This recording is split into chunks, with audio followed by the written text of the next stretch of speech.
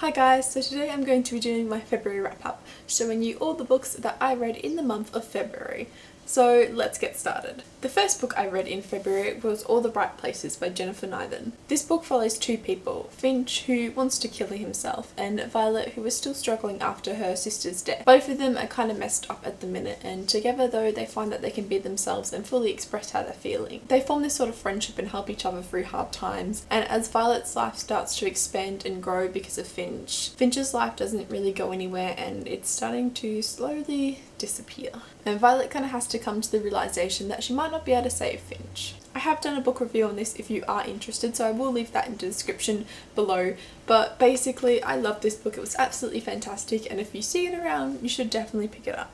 And then with the release date of Ruby Circle just around the corner, I decided to read the full Bloodlines series again before that. So I read Bloodlines, The Golden Lily, The Indigo Spell, and then I was halfway through The Fiery Heart when I got my hands on the Ruby Circle. So I decided to put down the Fiery Heart for now and then start the Ruby Circle. So I read the Ruby Circle and loved it, and then I decided to pick back up the Fiery Heart where I left off and finish that. And then I read Silver Shadows, and then because why not, I read the Ruby Circle again. Yes, I read the Ruby Circle twice. I absolutely loved it, like why not? The Bloodlines books are super fantastic and they're all out of order here, but they're so good and I would highly recommend them. I have done a book review of them, so you can look out for that if you want to, but they're really good. They're basically following on after the events of the Vampire Canopy series by Rochelle Mead. They basically follow a girl named Sydney who is an alchemist, and alchemists are trained to look after the vampires in the world. They're meant to make sure that the humans don't know about the vampires' existence and that the vampires stay happy enough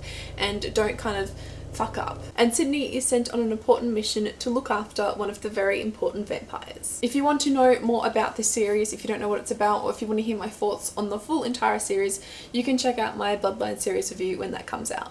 But they are so fantastic and I would highly recommend them. And then I read I Was Here by Gail Forman. This follows a girl named Cody who has just found out recently that her best friend Meg has committed suicide, and so Cody decides to try and find out why. Because to Cody's knowledge, Meg had never been suicidal and she can't figure out why her best friend would just suddenly go and do this. It's all about Cody trying to figure out what happened to Meg and what led her to do this, and friendship and love and sadness and grief, and it's just really fantastic. Obviously it deals with suicide, but it's fantastically good and done really well. Again, I have filmed a review of this. I'm not sure if it's up yet, but when it is up you should definitely check it out because I really love this book, and if you're interested in it you should definitely check out my review or just go ahead and pick up this book. It's really good. So after I Was Here, I kind of wanted something a little bit lighter. I Was Here was very heavy and I just wanted something light and romantic. So I picked up Making Your Mind Up by Jill Mansell. Jill Mansell is a chick lit author and she's one of my favourites, and so I thought I couldn't go wrong with this one. I didn't really like it as much as the other works, but I still liked it. I have done a review on this. It will be out shortly, so you can check it out if you want.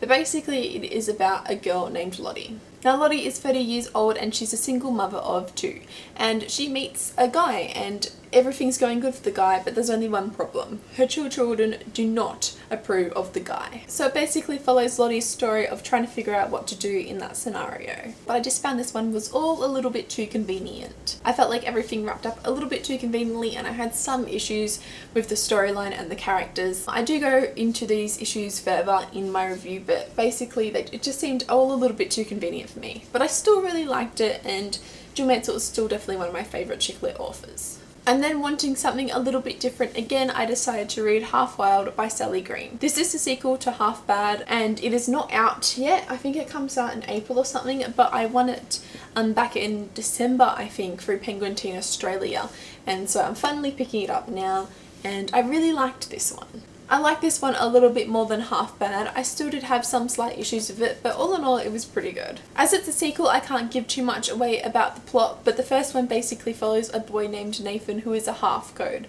a half white witch and a half black witch. Now white witches are good and black witches are evil, and so for Nathan to be half, both of the black witches and the white witches don't really accept Nathan, and Nathan kind of finds himself in a little bit of trouble.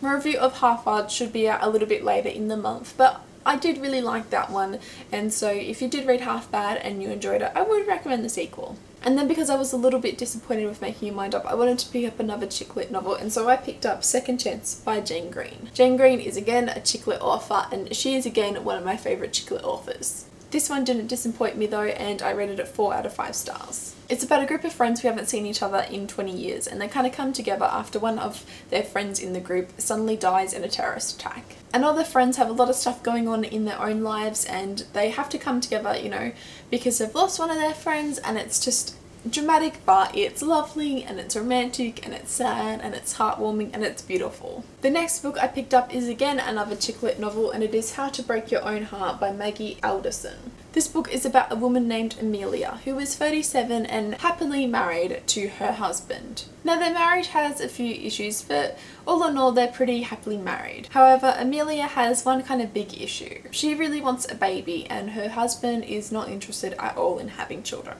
And so Amelia has to decide what to do, if she should leave her husband and delve into the single world and try and find someone to have a baby with, or if she should just stay in her nearly happy marriage. I really like this one. I thought it was done really well, and the storyline and the characters, I could definitely empathise with them and everything, and so I really enjoyed this one. And now we are up to what I am currently reading, which is Evil Genius by Catherine Jinks. I got this far into the book before the month of February ended, so I still have all this to go, which I'll read in March, but it's really interesting, and it's about a boy named Cadell, and Cadell is a genius. And specifically, he likes hacking into computers and really doing all this computer nerdy hacking stuff. And when he's a little bit older, he is sent to a college where he is training for world domination. Oh, and did I say that his father is the founder of this college? I'm finding this book really interesting. As far as I can tell, it seems to be in between a middle grade and young adult novel, and it seems really interesting so far. As I'm not that far into it, I can't really give you more details than that,